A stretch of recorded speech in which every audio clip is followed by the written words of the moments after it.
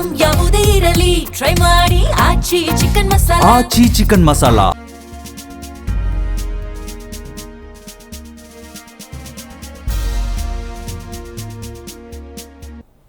ನಮಸ್ಕಾರ, ವಿಶೇಷ ಕಾರ್ಯಕ್ರಮಕ್ಕೆ ಸ್ವಾಗತ. ನಾನು ಸುನಿಧಿ ಮಂಜುನಾಥ್. ನಿನ್ನೆ ಲಕ್ನೋ ವರ್ಸಸ್ ಮುಂಬೈ ಮ್ಯಾಚ್ ಇತ್ತು. ಮುಂಬೈಯಲ್ಲಿ ರೋಹಿತ್ ಶರ್ಮಾ ಅವರ ಕಂಬ್ಯಾಕ್ ಏನಿತ್ತು ಅದು ನಿನ್ನೆ ಮುಂಬೈ ಫ್ಯಾನ್ಸ್ಗೆ ಒಳ್ಳೆ ಥ್ರಿಲ್ಲನ್ನು ಕೊಡ್ತು. ಒಂದು ಕಡೆ ಮುಂಬೈ ವರ್ಸಸ್ ಲಕ್ನೋ ಮ್ಯಾಚ್ ನಿನ್ನೆ ಒಳ್ಳೆ ರೀತಿಯಲ್ಲಿ ಹೋಗಿದ್ರೆ, ಇನ್ನೊಂದು ಕಡೆ ಇವತ್ತು DC ವರ್ಸಸ್ CSK ಮ್ಯಾಚ್ ಕೂಡ ಇದೆ.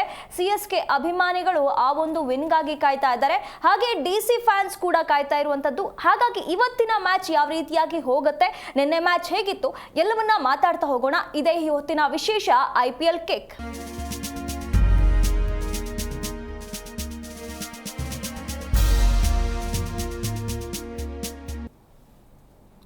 ನಿನ್ನೆ ಮತ್ತು ಇವತ್ತಿನ ಮ್ಯಾಚ್ ಬಗ್ಗೆ ಮಾತಾಡೋದಕ್ಕೆ ಇವತ್ತು ನನ್ನ ಜೊತೆ ನನ್ನ ಸಹೋದ್ಯೋಗಿಗಳಿದ್ದಾರೆ. ಅವರನ್ನ ಕಾರ್ಯಕ್ರಮಕ್ಕೆ ಸ್ವಾಗತಿಸೋಣ. ಮೊದಲನೇದಾಗಿ ಪ್ರೇಮ್ ಕುಮಾರ್ ಅವರು ಇದ್ದಾರೆ, ಅವರನ್ನ ಕಾರ್ಯಕ್ರಮಕ್ಕೆ ಸ್ವಾಗತಿಸೋಣ. Prem sir, welcome to the show. ಹಾಗೆ ಮಲ್ಲಿಕಾರ್ಜುನ್ ಪಾಟೀಲ್ ಕೂಡ ಇದ್ದಾರೆ, ಅವರನ್ನು ಕಾರ್ಯಕ್ರಮಕ್ಕೆ ಸ್ವಾಗತಿಸೋಣ. Patil sir, welcome to the show. ಹಾಗೆ ಪ್ರೇಮ್ ಸರ್, ನಿಮ್ಮಿಂದ ಶುರು ಮಾಡೋದಾದರೆ, ನಿನ್ನೆ ಮುಂಬೈ ಮ್ಯಾಚ್ ಬಗ್ಗೆ ಮಾತಾಡಲೇಬೇಕು. ನಿನ್ನೆ ರೋಹಿತ್ ಶರ್ಮಾ ಅವರು ಇಂಜುರಿಗಳಿಂದ ಬಂದಿರಲಿಲ್ಲ, ನಿನ್ನೆ ಬಂದಿದ್ದಕ್ಕೂ ಸಾರ್ಥಕ ಅನ್ನೋ ರೀತಿಯಲ್ಲಿ 84 ರನ್ಗಳನ್ನು ಹೊಡೆದ್ರು ಬರೋಬ್ಬರಿ.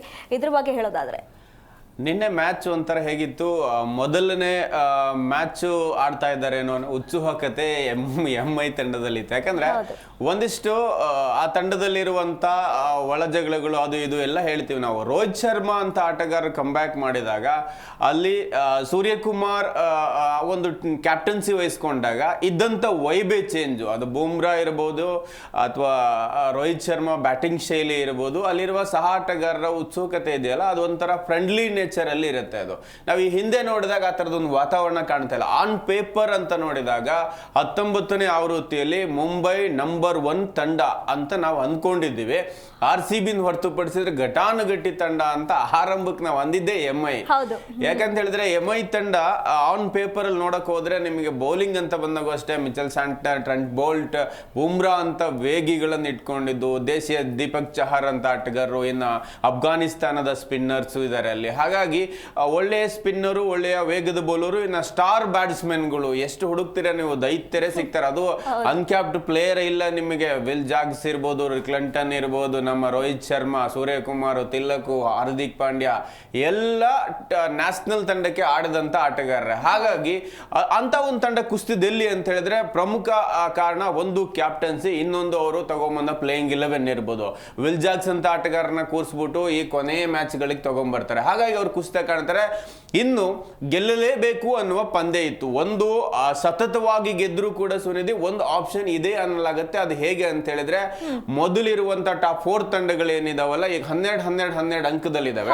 12 ಅಂಕದಲ್ಲಿರುವ ತಂಡಗಳು ಒಂದ್ ವೇಳೆ RCB 2 ಮ್ಯಾಚ್ ಸೋತ್ರೆ, ಪಂಜಾಬ್ 2 ಮ್ಯಾಚ್ ಸೋತ್ರೆ, ನಂತರ ಏನಾಗುತ್ತೆ, ಅಲ್ಲಿ ಟಾಪ್ ಅಲ್ಲಿ ಇರುವ ತಂಡಗಳ ಸೋಲು ಗೆಲುವಿನ ಲೆಕ್ಕಾಚಾರ ನೆಟ್ ರನ್ ರೇಟ್ ಆಧಾರದ ಮೇಲೆ ಆಗುತ್ತೆ. ಇದು ಸತತವಾಗಿ ಏನಾದ್ರು ಮುಂಬೈ ಗೆದ್ಕೊಂಬಂತು ಅಂತ ಹೇಳಿದ್ರೆ, ನೆಟ್ ರನ್ ರೇಟ್ ಇವ್ರದ್ದು ಉತ್ತಮವಾಗಿದ್ದಾಗ ಒಂದು ಆಪರ್ಚುನಿಟಿ ಜೀವಂತವಾಗಿದೆ. ಹಾಗಾಗಿ ಇನ್ಮೇಲೆ ಕಂಟಿನ್ಯೂ ಗೆಲ್ಲಬೇಕು. ಒಂದು ನಿನ್ನೆ ಮ್ಯಾಚ್ಗೆ ಅಂತ ಬರುವುದಾದ್ರೆ, ನಿನ್ನೆ ಆರಂಭಕ್ಕೆ LSG ತಂಡ ಉತ್ತಮವಾಗಿನೇ ಬ್ಯಾಟ್ ಬೀಸ್ತಾರೆ. ಯಾಕಂತ ಹೇಳಿದ್ರೆ ಪವರ್ ಪ್ಲೇ ಅಂತ ಬಂದಾಗ ಒಂದು ಉತ್ತಮವಾದ ರನ್ 90ವರೆಗೂ ರನ್ ಬರುತ್ತೆ. ಅಲ್ಲೂ ಅಷ್ಟೇ ಕೋಟೆ ಬಾಗಿಲು ಹಾಕಿದ ಮೇಲೆ, ಕಳ್ತನ ಆದ್ಮೇಲೆ ಕೋಟೆ ಬಾಗಿಲು ಹಾಕಿದಂಗೆ ಮ್ಯಾಚ್ ಎಲ್ಲ ಕಂಪ್ಲೀಟ್ ಆಗಿ ಕೊನೆಯ ಸ್ಥಾನದಲ್ಲಿ ನಾವು ಬಂದ ಮೇಲೆ ಪೂರನ್ ಬ್ಯಾಟ್ ಸದ್ದು ಮಾಡಿದೆ. ಇಷ್ಟೂ ಮ್ಯಾಚ್ ಆಡ್ಸಿದ್ರು. ಲಾಸ್ಟ್ ಇಯರ್ ಇದೇ ಫಾರ್ಮ್ ಅಲ್ಲಿ ಇದ್ರು, ಬಟ್ ನಿನ್ನೆ ಅದ್ಭುತವಾಗಿ ಆಡ್ತಾರೆ. 21 ಬಾಲಿಗೆ 63 ರನ್, ಒಂದೇ ಒಂದು ಬೌಂಡ್ರಿ ಹೊಡೆದ್ರೆ 8 6, ಅಂದ್ರೆ ಬರೀ 6 ಹೊಡೆಯೋದ್ರ ಮೇಲೆ ಗಮನ ವಹಿಸ್ತಾರೆ. ನಿನ್ನೆ 300 ಸ್ಟ್ರೈಕ್ ರೇಟ್ ಅಲ್ಲಿ ಅವ್ರು ಬ್ಯಾಟ್ ಬೀಸ್ತಾರೆ. ಓಪನಿಂಗ್ ಅಂತ ಹೇಳಿದ್ರೆ ನಾವು ಆರಂಭಕ್ಕೆ ಬಂದಾಗ ಒಂದು ಮಿಚೆಲ್ ಜೊತೆಗೆ ನಿನ್ನೆ ಜೋಶ್ ಬಂದಿರ್ತಾರೆ. ಜೋಶ್ ಇಂಗ್ಲಿಷ್ ಒಳ್ಳೆ ಆರಂಭವನ್ನೇ ಕೊಡ್ತಾರೆ. ಅವರು ಅಷ್ಟೇ 260 ಸ್ಟ್ರೈಕ್ ರೇಟ್ ಅಲ್ಲಿ ಚೆನ್ನಾಗಿ ಬ್ಯಾಟ್ ಬೀಸ್ತಾ ಇರ್ತಾರೆ. 5 ಬಾಲಿಗೆನೆ 3 4 ಹೊಡಿತಾರೆ. ಅವ್ರದ್ದು ಅಲ್ಲಿಗೆ ಅಂತ್ಯ ಆಗತ್ತೆ. ಆಗ ಸೇರ್ಕೊಂಡಿರೋ ಜೋಡಿ ಮಾರ್ಷ್ ಅಂಡ್ ಪೂರನ್ ಏನಿದಾರಲ್ಲ, ಅದ್ಭುತ ರನ್ ಅನ್ನ ಕಲೆ ಹಾಕ್ತಾರೆ. ತಂಡಕ್ಕೆ ತುಂಬಾ ಒಳ್ಳೆಯ ರನ್ ರೇಟ್ ಬಂದಿರುತ್ತೆ. ನಂತರ ಅವ್ರು ಔಟ್ ಆದ್ಮೇಲೆ ಏನಾಗುತ್ತೆ, ರಿಷಬ್ ಪಂತ್ ಬರ್ತಾರೆ 10 ಬಾಲಿಗೆ 15 ರನ್. ಇವರು ಕೂಡ ಅವರು ಆರಂಭದಿಂದನೇ ಹಿಟ್ ಮಾಡಕ್ ಶುರು ಮಾಡ್ತಾರೆ. ಅವ್ರು ಎಲ್ಲೂ ಕ್ಲಿಕ್ ಆಗ್ತಿಲ್ಲ, ಒಂದು ಕ್ಲಿಕ್ ಆದ್ರೂ ಒಂದು ಆಗ್ತಿಲ್ಲ. ಇದು ಒಂದು ಕಾರಣ. ಆದ್ರೆ ಐಡಮ್ ಮಾರ್ಕ್ರಮ್ ಹಾಗೇನೆ ಮಧ್ಯಮ ಕ್ರಮಾಂಕದಲ್ಲಿ ಇಲ್ಲೊಬ್ಬ ರಘುವಂಶಿನ ಆಡಿಸ್ತಾರೆ. ನಂತರ ಬಂದಿದೆ ಇಲ್ಲಿ ಹಿಮ್ಮತ್ ಸಿಂಗ್. ಇವರು ತುಂಬಾ ಅಂದ್ರೆ ಪೂರೆಸ್ಟ್ ಎಕಾನಮಿಲಿ ಆಡ್ತಾರೆ. 127, 124 ಎಕಾನಮಿಲಿ ಐಡಮ್ ಮಾರ್ಕರ್ ಅಂತ ಆಟಗಾರ ಆಡಿದ್ರೆ ನಿಮಗೆ ತಂಡದ ಮೊತ್ತ ಎಲ್ಲಿ ಪೂರನ್ ಆಡ್ಬೇಕಾದ್ರೆ ರನ್ ಎಷ್ಟಾಗುತ್ತೆ ಟೋಟಲ್ ರನ್ ಅಂತ ಹೇಳಿದ್ರೆ 300+ ಆಗತ್ತೆ ಅಂತ ಹೇಳ್ತಾರೆ, ತೋರಿಸ್ತಾ ಇದ್ರು ಆ ರನ್. ಅದಾದ್ಮೇಲೆ ಬಂದವರು 200 ಆಗೋದು ಕಷ್ಟ ಅನ್ನೋ ಪರಿಸ್ಥಿತಿ ಇತ್ತು. 200 ಆಗೋದನ್ನ ಗಡಿ ದಾಟಿಸಿದ್ರು ಕೂಡ ಇನ್ನೊಂದಿಷ್ಟು 260-70 ರನ್ ಹೊಡಿಬೋದಿತ್ತು. ಈ ಇಬ್ಬರ ಬ್ಯಾಟ್ಸ್ಮನ್ ಏನ್ ಆಡಿದಾರಲ್ವಾ, 25 ಬಾಲಿಗೆ 31, ಆಮೇಲೆ 31 ಬಾಲಿಗೆ 40 ರನ್ ಹೊಡೆದಾರಲ್ಲ, ಇದು ನನ್ನ ಪ್ರಕಾರ ಆ LSG ಸೋಲಿಕ್ಕೆ ಪ್ರಮುಖ ಘಟ್ಟ ಆಯ್ತು. ಯಾಕಂದ್ರೆ ಮುಂಬೈ ಅಂತ ಟೀಮ್ ಮೇಲೆ ಒಳ್ಳೆ ರನ್ ಕಲೆ ಹಾಕಬಹುದಾಗಿತ್ತು. ಈ ಹಂತದಲ್ಲಿ ಬ್ಯಾಟ್ ಬೀಸಿದ ಸ್ಲೋ ನಿಧಾನಗತಿಯ ಬ್ಯಾಟೆ ಆ ತಂಡದ ಸೋಲಿಗೆ ಪ್ರಮುಖ ಕಾರಣ ಆಯ್ತು ಅಂತ ನನಗೆ ನಿನ್ನೆ ಅನಿಸ್ತು. ಹಾಗೆ ಪಾಟೀಲ್ ಸರ್, ಕಂಟಿನ್ಯೂಸ್ ಆಗಿ ಮುಂಬೈ 3 ಮ್ಯಾಚ್ಗಳನ್ನು ಸೋತಿತ್ತು.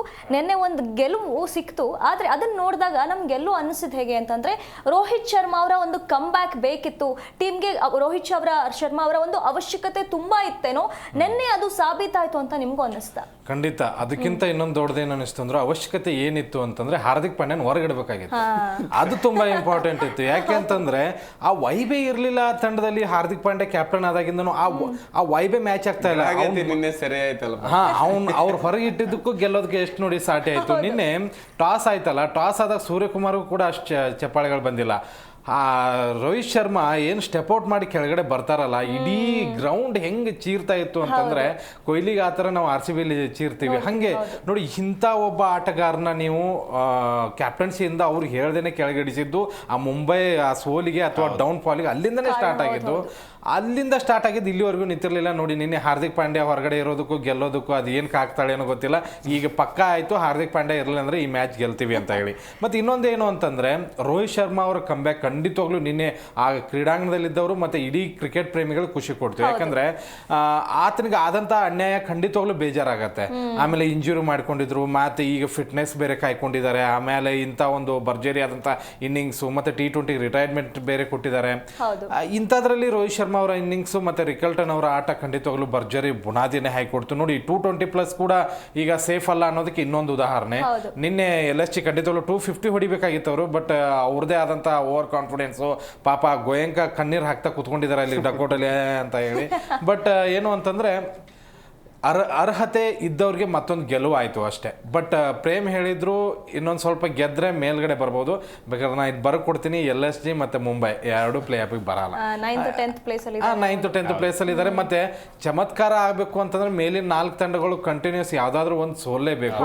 ಬಟ್ ಅವ್ರು ನೋಡಿದ್ರೆ ಹೇಗಿದ್ದಾರೆ ಅಂತಂದ್ರೆ, ನಂಬರ್ 1 ನಂಬರ್ 2ಗೆ ಕಾಂಪಿಟೇಷನ್ ಕೊಡ್ತಾ ಇರುವಾಗ ಕಂಟಿನ್ಯೂಸ್ ಆಗಿ ಸೋಲೋದಕ್ಕೆ ಸಾಧ್ಯನೇ ಇಲ್ಲ. ಮತ್ತೆ ಈಗ DC ಕೂಡ ಕಾಂಪಿಟೇಷನ್ ಕೊಡ್ತಾ ಇದೆ, ಆಮೇಲೆ SRH ಇವೆಲ್ಲವೂ ಇರೋದ್ರಿಂದ ಮುಂಬೈ ಮತ್ತೆ LSGಗೆ ಆಲ್ಮೋಸ್ಟ್ ಬಾಗಿಲು ಬಂದಾಯ್ತು.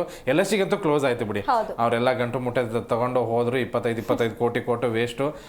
ಕ್ಯಾಪ್ಟನ್ ಸರಿ ಇಲ್ಲ, ತಂಡನೂ ಸರಿ ಇಲ್ಲ. ಇಡೀ ಟೀಮ್ನ ಹೆಂಗೆ ತೆಗಿಬೇಕು ಅಂತಂದ್ರೆ ನೆಕ್ಸ್ಟ್ ಇದಕ್ಕೆ ಇಡೀ ತಂಡನೇ ಕೊಲಾಪ್ಸ್ ಮಾಡಬೇಕು. ಅಷ್ಟರ ಮಟ್ಟಿಗೆ ಕೆಡದಾಗಿ ಪರ್ಫಾರ್ಮೆನ್ಸ್ ಮಾಡಿದ್ದಾರೆ, ಏನೂ ಉಪಯೋಗ ಇಲ್ಲ.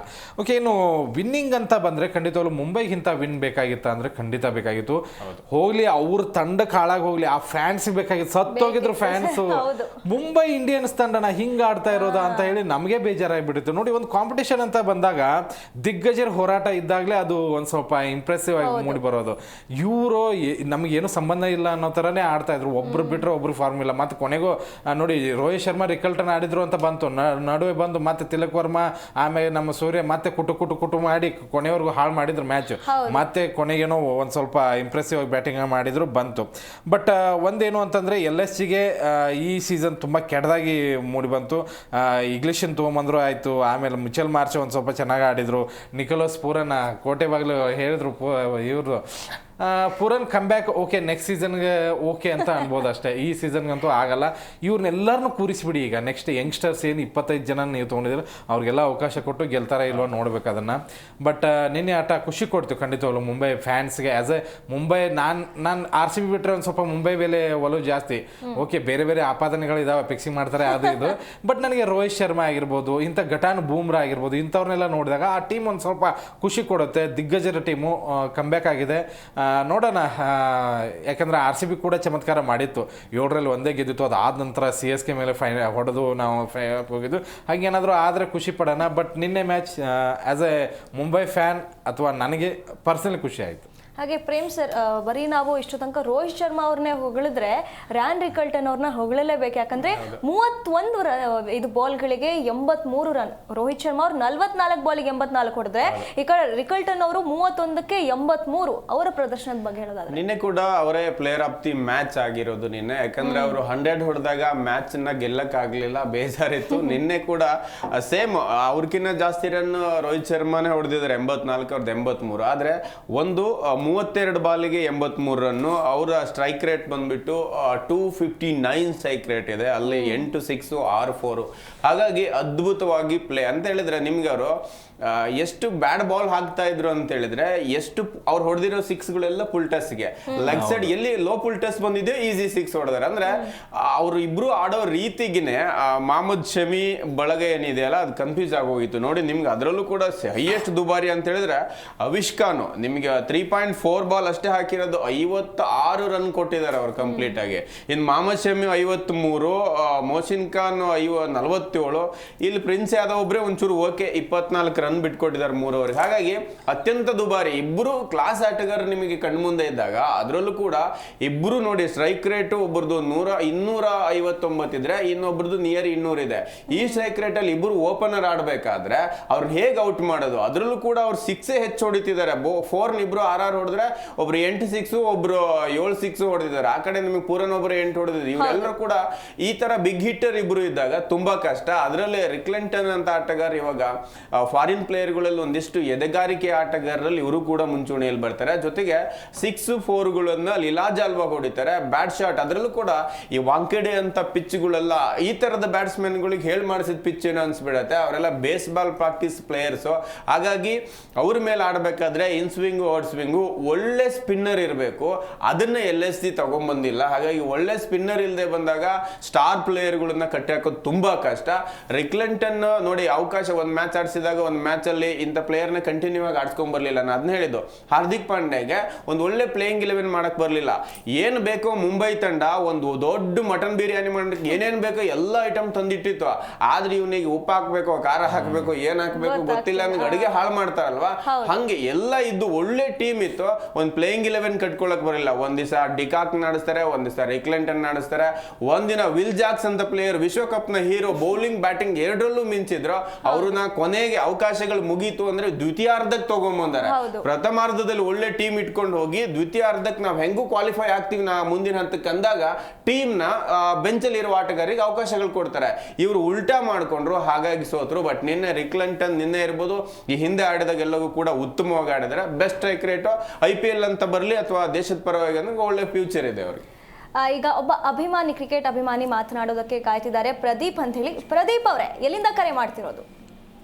Madam Haveri madam. ನಿನ್ನೆ ಮ್ಯಾಚ್ ನೋಡಿದಿರಾ? MI ವರ್ಸಸ್ ಲಕ್ನೋ ಮ್ಯಾಚ್ ಇತ್ತು. ನಿನ್ನೆ ರೋಹಿತ್ ಶರ್ಮಾ ಅವರ ಕಮ್ ಬ್ಯಾಕ್ ಹೇಗೆ ಅನಿಸ್ತು? ಹೌದು ಮೇಡಮ್, ಬಟ್ ನಮಗೆ ಲಕ್ನೋದಲ್ಲಿ ಅಭಿಮಾನಿ ಇದ್ವಿ ಮೇಡಮ್. ಏನ್ ಮಾಡೋಣ, ಲಕ್ನೋ ಸೋತ್ಬೇಕಲ್ಲ ಮೇಡಮ್. ಹೌದು, ನಿನ್ನೆ ಪೂರನ್ ಕೂಡ ಒಳ್ಳೆ ಪರ್ಫಾರ್ಮೆನ್ಸ್ ಅನ್ನ ಕೊಟ್ಟಿದ್ರು. ಅವ್ರ ಪರ್ಫಾರ್ಮೆನ್ಸ್ ಹೇಗೆ ಅನಿಸ್ತು?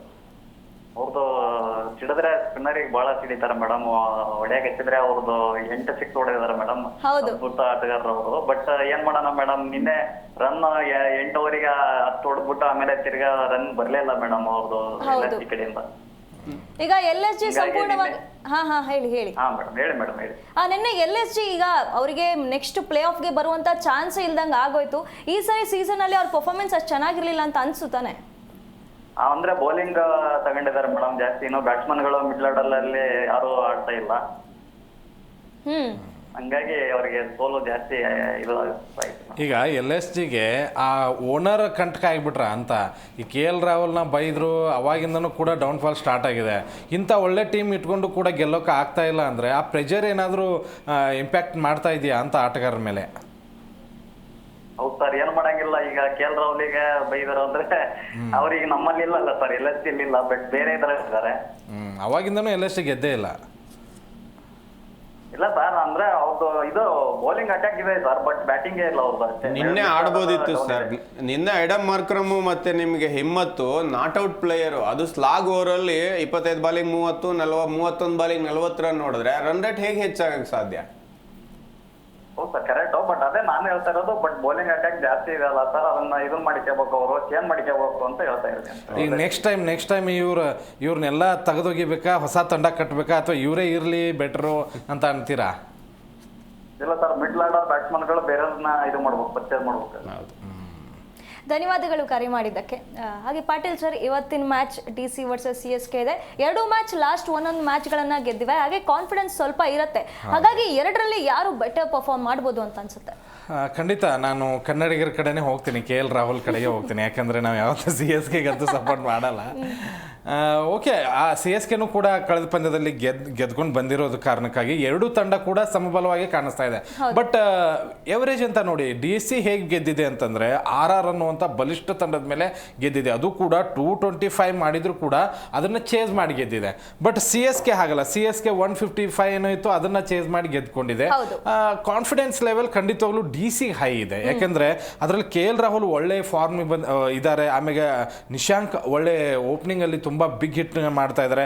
ನಿತೀಶ್ ರಾಣಾ ಕಮ್ಬ್ಯಾಕ್ ಆಗಿದ್ದಾರೆ. ಸ್ಟಬ್ಸ್ ಅಕ್ಷರ್ ಅವರ ಒಂದು ಪರ್ಫಾರ್ಮೆನ್ಸ್ ಓಕೆ ಇದರಲ್ಲಿ ಇದೆ. ಈ ಕಾರಣಕ್ಕಾಗಿ ನನಗೆ DC ಯಾಕೋ ತುಂಬ ಬ್ಯಾಟಿಂಗ್ನಲ್ಲಿ ಸ್ಟ್ರಾಂಗ್ ಆಗಿ ಕಾಣಿಸ್ತಾ ಇದೆ. ಮತ್ತು ಜೆಮಿಸನ್ ಮತ್ತು ಸ್ಟಾರ್ಕ್ ಬಂದಿದ್ದು ಒಂದು ಸ್ವಲ್ಪ ಬೂಸ್ಟ್ ಅಪ್ ಕೊಟ್ಟಿದೆ DCಗೆ. ಆ ಒಂದು ಕಾರಣಕ್ಕಾಗಿ ಅದನ್ನು ಹೇಗೆ ತಡ್ಕೋತಾರೆ CSK ಅವರು ಅನ್ನೋದು ನನಗೆ ಗೊತ್ತಿಲ್ಲ. ಆಮೇಲೆ ಕುಲ್ದೀಪ್, ನಟರಾಜನ್ನು, ಅಶುತೋಷ್ ಇವರು ಖಂಡಿತವಾಗ್ಲೂ ಆ ತಂಡಕ್ಕೆ ಒಂದು ಒಳ್ಳೆ ಕೊಡುಗೆಯನ್ನು ಕೊಡೋದ್ರಲ್ಲಿ ಡೌಟ್ ಇಲ್ಲ. ಒಂದು ಸ್ವಲ್ಪ ಪೇಪರ್ ವೈಸ್ ನೋಡಿದರೆ ಖಂಡಿತವಾಗ್ಲೂ DC ಒಂದು ಸ್ವಲ್ಪ ಮೇಲ್ಗೆ ಕಾಣಿಸ್ತಾ ಇದೆ. ಇಲ್ಲಿ ಸಂಜು ಸ್ಯಾಮ್ಸನ್, ಗಾಯಕ್ವಾಡ್ ನೋಡಿ, ಗಾಯಕ್ವಾಡ್ ಓಕೆ ಫಾರ್ಮ್ ಬಂದಿದ್ದಾರೆ, ಬಟ್ ಹೇಗೆ ಅಂತಂದ್ರೆ ಕುಟು ಟೆಸ್ಟ್ ಆಡ್ತಾ ಇದ್ದಾರೆ ಅಂತ ಅನಿಸ್ತಾ ಇದೆ. ಸಂಜು ಸ್ಯಾಮ್ಸನ್ ಒಳ್ಳೆ ಫಾರ್ಮ್ನಲ್ಲಿ ಇದ್ದಾರೆ, ಬಟ್ ಕಳೆದ ಪಂದ್ಯದಲ್ಲಿ ವೈಫಲ್ಯ ಹೊಂದಿದ್ದಾರೆ. ಆಮೇಲೆ ಮುಂದಿನ ಹೇಗೆ ಮತ್ತೆ ಉಳಿದವ್ರನ್ನ ಯಾರು ಕೂಡ ಅಂತ ಮ್ಯಾಚ್ ವಿನ್ನರ್ ಅಂತ ಅನಿಸ್ತಾ ಇಲ್ಲ. ಉರ್ವಿಲ್ ಪಟೇಲ್ ಆಗಿರ್ಬೋದು, ಕಾರ್ತಿಕ್ ಶರ್ಮಾ ಲಾಸ್ಟ್ ಮ್ಯಾಚ್ 54 ಹೊಡೆದಿದ್ರು. ಅದು ಹೇಗೆ ಅಂತಂದ್ರೆ 156 ಇತ್ತಪ್ಪ, ಆರಾಮಾಗಿ ಆಡ್ಕೊಳ್ಳೋಣ, ಏನು ಪ್ರೆಜರ್ ಇಲ್ಲ ಅನ್ನೋಂಥ. ಪ್ರೆಜರ್ ಮ್ಯಾಚಲ್ಲಿ ಹೇಗೆ ಆಡ್ತಾರೆ ಅನ್ನೋದು ಗೊತ್ತಿಲ್ಲ. 14 ಕೋಟಿ ವೇಸ್ಟು. ಇನ್ನು ಬ್ರೇವಿಸ್ ಸುಮ್ಮನೆ ಅದು ಏನು ಮಗದಿರೋ ಥರ ಹಿಂಗೆ ಕುತ್ಕೊಂಡು ಅದೇನೇನೋ ಮಾಡ್ತಾರೆ. ಅಲ್ಲಿ ಬಂದು 2-3 ಬಾಲಿಗೆ ಔಟ್ ಆಗ್ತಾ ಇದ್ದಾರೆ. ಶಿವಮ್ ದುಬೆ ಈ ಸರಿ ವರ್ಸ್ಟ್ ಪರ್ಫಾರ್ಮರ್ಲಿ ಇವರು ಒಂದು ಓವರ್ಟನ್ನು ಇವರು ಒಂದು ಸ್ವಲ್ಪ ಏನಾದರೂ ಅಪ್ಗ್ರೇಡ್ ಮಾಡಿದರೆ, ಮೇಲ್ಗಡೆ ಕಳಿಸಿದರೆ ಏನಾದರೂ ಒಂದು ಲಾಭ ಆಗುತ್ತೆ. ಅವರು ಒಳ್ಳೆ ಫಾರ್ಮಲ್ಲಿದ್ದಾರೆ, ಬಾಲಿಂಗು ಚೆನ್ನಾಗಿ ಆಗ್ತಾ ಇದ್ದಾರೆ, ಮತ್ತು ಒಳ್ಳೆ ಬ್ಯಾಟಿಂಗ್ ಕೂಡ ಆಡ್ತಾ ಇದ್ದಾರೆ. ಬಿಗ್ ಶಾಟ್ಸ್ಗಳು ಬರ್ತಾ ಇದೆ. ಅದನ್ನು ಬಿಟ್ಟರೆ ಬಾಲಿಂಗ್ನಲ್ಲಿ ನನಗೇನು ಅಂಥದ್ದೇನಿಲ್ಲ. ನೂರ್ ಅಹ್ಮದ್, ಕಂಬೂಜಿ ಇವರಿಬ್ಬರನ್ನ ಬಿಟ್ಟರೆ ಬೇರೆ ಯಾರು ಕೂಡ ಅಷ್ಟೊಂದು ಇಂಪ್ರೆಸಿವ್ ಆಗಿ ಕಾಣಿಸ್ದೇ ಇರೋದ್ರಿಂದ ನನಗೆ DC ಒಂದು ಸ್ವಲ್ಪ ಇವತ್ತು ಒನ್ ಸೈಡ್ ಮ್ಯಾಚ್ ಗೆಲ್ಲುತ್ತೆ ಅಂತ ಅನಿಸ್ತಾ ಇದೆ. ಬಟ್ ಪಿಚ್ ಹೇಗಿದೆ ಅಂತಂದರೆ ಖಂಡಿತ ರೆಡ್ ಸಾಯಿಲ್ ಪಿಚ್ ಕೊಟ್ಟಿದ್ದಾರೆ. CSKಲ್ಲೂ ಕೂಡ ಹಂಗೆ ಇರೋದ್ರಿಂದ, ಇದರಲ್ಲಿ DCಲಿ ಆ ಒಂದು ರೆಡ್ ಸಾಯಿಲ್ ಪಿಚ್ ಇರೋದ್ರಿಂದ ಲಾಸ್ಟ್ 265 ಆಗಿತ್ತು. ಆದರೂ ಕೂಡ ಚೇಂಜ್ ಮಾಡಿ ಗೆದ್ದಿದ್ದಾರೆ. ಇವತ್ತಿನ ಪಂದ್ಯ ಖಂಡಿತವಾಗ್ಲೂ ಚೇಂಜಿಂಗ್ ಮಾಡುವಂಥ ತಂಡಕ್ಕೆ ತುಂಬ ಲಾಭ ಆಗುತ್ತೆ. ಫೈಟ್ ಕೂಡ ಖಂಡಿತವಾಗ್ಲೂ ನಡೆಯುತ್ತೆ, ಬಟ್ DC ಮೇಲ್ಗೆ ಸಾಧಿಸುತ್ತೆ. ಹಾಗೆ ಪ್ರೇಮ್ ಸರ್, ಈಗ ನಾವು ಮುಂಬೈಯಲ್ಲಿ ನೋಡಿದ್ವಿ, ರೋಹಿತ್ ಶರ್ಮಾ ಅವರ ಕಂಬ್ಯಾಕಿಂದ ಮುಂಬೈ ಗೆಲ್ತು. ಹಾಗೆ CSK ಫ್ಯಾನ್ಸ್ಗೆ ಧೋನಿಗೋಸ್ಕರ ಕಾಯ್ತಿದ್ದಾರೆ. ಧೋನಿ ಅವರು ಪ್ರತಿ ಮ್ಯಾಚ್ಗೂ ಇಲ್ಲ ಬರ್ತಿಲ್ಲ ಅನ್ನುವಂಥೇಳಿ ಬ್ಯಾಡ್ ನ್ಯೂಸನ್ನು ಫ್ಯಾನ್ಸ್ಗೆ ಕೊಡ್ತಾನೆ ಇದ್ದಾರೆ. ಹಾಗೇನಾದರೂ ಧೋನಿ ಅವರು ಕಂಬ್ಯಾಕ್ ಮಾಡಿದರೆ ಈ ಟೀಮ್ಗೆ ಅದೇ ಥರ ನೆನೆ ಮುಂಬೈ ಥರ ಗೆಲುವು ಸಿಗುತ್ತೆ ಅಂತ ಅನ್ಸುತ್ತಾ? ಚಾನ್ಸ್ ಇಲ್ಲ. ಯಾಕಂತ ಹೇಳಿದ್ರೆ ಇವತ್ತಿನ ಕ್ರಿಕೆಟು ಅಫ್ಕೋರ್ಸ್ ಧೋನಿ ಸಾಧನೆ ಮಾಡಿದರೆ, ಅಂತಾರಾಷ್ಟ್ರೀಯ ಮಟ್ಟದಲ್ಲಿ ಆಡಬೇಕಾದ್ರೆ, CSKಗೆ ಆಡಬೇಕಾದ್ರೆ ಯಾವಾಗ ಫಿಟ್ ಇದ್ದಾಗ ಮಾಡಿದ್ದಾರೆ. ಈಗ ಫಿಟ್ನೆಸ್ ಇಲ್ಲ, ಅದು most important. Rohit Sharma fit ಇದ್ದಾರೆ, ಆಲ್ರೆಡಿ ಅವರು ಇಂಟರ್ನ್ಯಾಷನಲ್ಗೆ ಆಡ್ತಾ ಇದ್ದಾರೆ. ರೋಹಿತ್ ಶರ್ಮಾ, ಕೊಹ್ಲಿ ಫಿಟ್ನೆಸ್ಸಿಗೆ ತೊಂದರೆ ಇಲ್ಲ, ಹಾಗಾಗಿ ಆಡ್ತಾ ಇದ್ದಾರೆ. ಇವಾಗ ಧೋನಿ ಫ್ರಾಂಚೈಸಿಯ ಒಂದು ಬ್ರ್ಯಾಂಡ್ ವ್ಯಾಲಿಗೋಸ್ಕರ ಇಟ್ಕೊಂಡಿರ್ಬೋದು ವಿನಃ ಆಟಕ್ಕಾಗಿ ಧೋನಿನ ಇಟ್ಕೊಂಡಿಲ್ಲ. ಧೋನಿಗೆ ವೈಯಕ್ತಿಕವಾಗಿ ಆಡಕ್ಕೆ ಆಗಲ್ಲ, ಯಾಕಂದ್ರೆ ಅವರು ಅಷ್ಟೊಂದು ಫಿಟ್ ಆಗಿಲ್ಲ. ಮೇ ಬಿ ಇವತ್ತು ತಂಡದೊಳಗೆ ಬಂದ್ರೆ ಒಂದು ಫ್ಯಾನ್ಸಿಗೆ ಒಂದು ಖುಷಿ ಇರುತ್ತೆ, ಆಸ್ ಎ ಧೋನಿ ನೋಡ್ಬೇಕಾದವರಿಗೆ. ಧೋನಿ ಬಂದೆ ಮಧ್ಯಮ ಕ್ರಮಾಂಕದಲ್ಲೋ ಅಥವಾ ಓಪನಿಂಗ್ ಅಲ್ಲೋ ಆಡಕ್ ಆಗದೇ ಇರೋ ಸಿಚುಯೇಷನ್ ಈಗಿರೋದ್ರಿಂದ ಅವ್ರ ಮೇಲೆ ಟೀಮ್ ಇದೆ, ನಿಂತ್ಕೊಂಡಿದೆ ಅನ್ನೋದನ್ನ ಈ ಕ್ಷಣಕ್ಕೆ ಧೋನಿ ಮೇಲೆ ಒಪ್ಕೊಳಕ್ಕಾಗಲ್ಲ. ಈ ಹಿಂದೆ ಇತ್ತು ಒಬ್ಬ ಬೆಸ್ಟ್ ಫಿನಿಷರ್, ಹಾಗಾಗಿ ಇವತ್ತೇನು ಅವ್ರು ಬಂದ್ರೆ ಖುಷಿ ಆಗತ್ತೆ ಅನ್ನೋದು ಒಂದು ಬಿಟ್ರೆ ಲೆಜೆಂಡ್ ನ ನೋಡ್ಬೋದು ಅನ್ನೋದು, ಅದರ್ವೈಸ್ ಇಂಪ್ಯಾಕ್ಟ್ ಏನ್ ಮಾಡಕ್ಕಾಗಲ್ಲ. ಇನ್ನು ಇವೆರಡು ತಂಡಕ್ಕೆ ಅಂತ ನಾವು ಬಂದಾಗ ಸುನಿಧಿ, ಎರಡೂ ತಂಡನೂ ಅಷ್ಟೇ ಪಾಯಿಂಟ್ ರನ್ ರೇಟ್ ಆಧಾರದ ಮೇಲೆ ಒಂದು DC ಕೆಳಗಿದೆ 7ನೇ ಸ್ಥಾನದಲ್ಲಿದ್ರೆ ಇವ್ರು 6ನೇ ಸ್ಥಾನದಾಗಿದ್ದಾರೆ. ಇವ್ರದ್ದು +005 ಇದ್ರೆ ಇವ್ರದ್ದು -0895 ಇದೆ DC. ಹಾಗಾಗಿ ಒಂದು ವೇರಿಯೇಷನ್ ಇದ್ದಾರೆ. ಇಬ್ರು 9 ಆಡಿ 4 ಮ್ಯಾಚ್ ಅನ್ನ ಗೆದ್ದು 5 ಮ್ಯಾಚ್ ಅನ್ನ ಬಿಟ್ಕೊಟ್ಟಿದ್ದಾರೆ. 8 ಅಂಕಗಳಲ್ಲಿ ಇದ್ದಾರೆ ಇವರು. ಹಾಗಾಗಿ ಇವತ್ತಿಬ್ರದ್ದು ಈಕ್ವಲ್ ಇರೋದ್ರಿಂದ ಒಂದ್ ಕಡೆಗೆ CSK MI ಮೇಲೆ ಗೆಲುವಿನೊಂದಿಗೆ ಬಂದ್ರೆ ಒಂದು RR ನ ಗೆಲುವಿನೊಂದಿಗೆ DC ಬರ್ತಾ ಇದ್ದಾರೆ. ಇಬ್ರು ಗೆಲುವಿನೊಂದಿಗೆ ಬರ್ತಾ ಇದ್ದಾರೆ. ನಾವು CSK ನೋಡಿದ್ರೆ ಆರಂಭಿಕ 3 ಪಂದ್ಯಗಳನ್ನ ಸೋಲ್ತಾರೆ, ನಂತರ 2 ಗೆಲ್ತಾರೆ, ಮತ್ತೆ ಸೋಲ್ತಾರೆ SRH ಮೇಲೆ, ಮತ್ತೆ MI ಮೇಲೆ ಗೆಲ್ತಾರೆ, ಮತ್ತೆ GT ಮೇಲೆ ಸೋಲ್ತಾರೆ, ಈಗ ಮತ್ತೆ MI ಮೇಲೆ ಗೆದ್ಕೊಂಡ್ಬಂದಾರೆ. ನಾವು ಅದೇ DC ನೋಡಿದ್ರು ಅಷ್ಟೇ, ಮೊದಲ 2 ಮ್ಯಾಚ್ ಗಳನ್ನ LSG MI ಮೇಲೆ ಗೆಲ್ತಾರೆ, ನಂತರ GT CSK ಮೇಲೆ ಸೋಲ್ತಾರೆ, ಮತ್ತೆ ನಮ್ಮ RCB ಬಂದು RCB ಮೇಲೆ ಗೆಲ್ತಾರೆ, ನಂತರ 3 ಮ್ಯಾಚ್ ಕಂಟಿನ್ಯೂ ಫೇಲ್ ಆಗ್ಬಿಡುತ್ತೆ. ಒಂದು SRH, PBKS ಮತ್ತೆ ನಮ್ಮ RCB ಮೇಲೆ ಹೀನಾಯವಾಗಿ ಸೋಲ್ತಾರೆ ಅವರು. ನಂತರ ಈಗ RR ಮೇಲೆ ಗೆದ್ಕೊಂಡ್ಬಂದಾರೆ.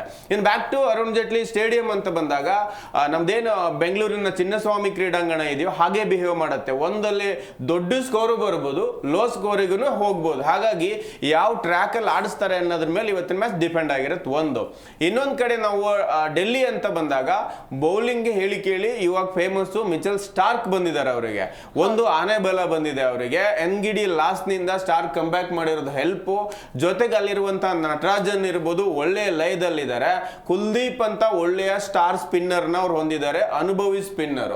ಜೊತೆಗೆ ನಾವು ಬ್ಯಾಟಿಂಗ್ ಅಂತ ಬಂದಾಗ ರಾಹುಲ್ ಅಪ್ರತಿಮ ಫಾರ್ಮ್ ಅಲ್ಲಿ ಇದ್ದಾರೆ. ಮ್ಯಾಚ್ ಸೋತಿದ್ರು ಕೂಡ ಅವ್ರ ಬ್ಯಾಟ್ ಸದ್ದು ಮಾಡ್ತಾನೆ ಇದೆ. ನಿಶಾಂಕ್ ಅನ್ನ ಕಳೆದ ಮ್ಯಾಚ್ ಪಾಟೀಲ್ ಹೇಳಿದ್ರೆ ಕೂರ್ಸ್ಬೇಕು ಅನ್ಕೊಂಡಿದ್ರು, ಅನ್ಫಾರ್ಚುನೇಟ್ಲಿ ಕಮ್ ಬ್ಯಾಕ್ ಮಾಡಿದ್ದಾರೆ. ಅವ್ರ ಫಾರ್ಮ್ ಅಲ್ಲಿ ಇರೋದಕ್ಕೆ ಆಡಿಸಬಹುದೇನೋ. ನಾವಿನ್ನ ಮಧ್ಯಮ ಕ್ರಮಾಂಕ ಅಂತ ಅವ್ರದ್ದು ನೋಡಕ್ ಬಂದ್ರು ಅಷ್ಟೇನೆ. ನಾಯಕ ಅಕ್ಷರ್ ಕೂಡ ಆಡ್ಬೇಕು. ಅಕ್ಷರನ್ನ ಹೊರತುಪಡಿಸಿನೂ ಕೂಡ ರಾಣಾ ಕಮ್ ಬ್ಯಾಕ್ ಮಾಡಿದ್ದಾರೆ. ರಾಣಾ ತುಂಬಾ ವೇಗವಾಗಿ ಒಳ್ಳೆಯ ಸ್ಟ್ರೈಕ್ ರೇಟ್ ಅಲ್ಲಿ ಬ್ಯಾಟ್ ಬೀಸೋದ್ರಿಂದ ಆ ತಂಡಕ್ಕೆ ತುಂಬಾ ಹೆಸರಿದೆ. ಇನ್ನು ರಿಜ್ವಿ, ಸ್ಟಬ್ಸ್ ಇರ್ಬೋದು, ಆಮೇಲೆ ಮಿಲ್ಲರ್ ಈ ಮ್ಯಾಚ್ ಆಡೋ ಚಾನ್ಸಸ್ ಇದೆ. ಲಾಸ್ಟ್ ಮ್ಯಾಚ್ ಅವ್ರು ಆಡಿರ್ಲಿಲ್ಲ.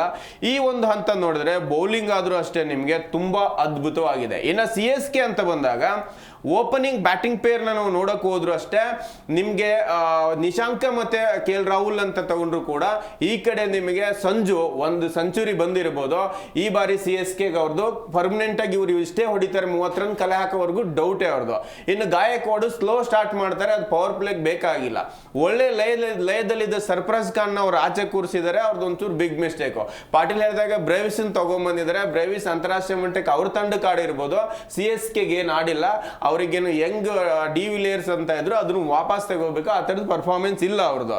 ಇನ್ನಂತ ಅವ್ರನ್ನ ಹೊರತುಪಡಿಸಿದ್ರೆ ನಮ್ಮ ವಿಶ್ವಕಪ್ ನ ಹೀರೋ ಆಗಿನೇ ಹೊರಹೊಮ್ಮಿದ ಆಟಗಾರಲ್ಲಿ ಒಬ್ರು, ಅದ್ರಲ್ಲಿ ಶಿವಮ್ ದುಬೆ ನಾನು ಯಾಕೆ CSK ಬಂದಿನೋ ಅನ್ನೋ ಲೆವೆಲ್ ಬೇಜಾರಲ್ಲಿ ಆಡ್ತಿದ್ದಾರೆ. ಪಾಟೀಲ್ ಹೇಳಿದಾಗೆ ಓಟನ್ ಒಬ್ರನ್ನ ಏನಾದ್ರು ಕಮ್ ಬ್ಯಾಕ್ ಮಾಡಿದ್ರೆ ಬೌಲಿಂಗ್ ಬ್ಯಾಟಿಂಗ್ ಎರಡಲ್ಲೂ ಒಂದಿಷ್ಟು ನೆರವು ಸಿಗತ್ತೆ ಅವರಿಗೆ. ಇನ್ನು ಕಾರ್ತಿಕ್ ಅಂತ ಆಟಗಾರದೇನು ಹೇಳ್ಕೊಳಕ್ ಆಗಲ್ಲ. ಮೊನ್ನೆ ಒಂದು ಮ್ಯಾಚ್ ಅಲ್ಲಿ 50, ಅದನ್ನ ಏನ್ ಸಂಭ್ರಮ. ಅವ್ರಿಗೆ ಕೊಟ್ಟಿರೋ ದುಡ್ಡಿಗೆ ಇಷ್ಟ ದಿನ ಮ್ಯಾಚ್ ಸೋಲ್ಸಿ ಒಂದು ಮ್ಯಾಚ್ ಗೆದ್ದು ಒಂದು ಸಂಭ್ರಮ ಮಾಡಿದ್ರು. ಓಕೆ, ಆದ್ರೆ ಬೌಲಿಂಗ್ ಅಂತ ಬಂದಾಗ ಇವ್ರ ಕಡೆ ನಮ್ಗೆ ಒಂದು ಕಾಂಬೋಜು ಒಳ್ಳೆ ಬೌಲಿಂಗ್ ಲಯದಲ್ಲಿದ್ದಾರೆ, ಅವ್ರನ್ನ ಯೂಸ್ ಮಾಡ್ಕೋಬೇಕು ಆ ತಂಡ. ಇನ್ನ ನೂರ್ ಅಹಮದ್ ಈಗ ಒಲ್ಲಕ್ಕೆ ಲಯಕ್ಕೆ ಬಂದಾರೆ, ಅವರು ಅಷ್ಟೇ ಮೊದಲು ಮ್ಯಾಚ್ ಸೋಲ್ಸಿದ್ರು.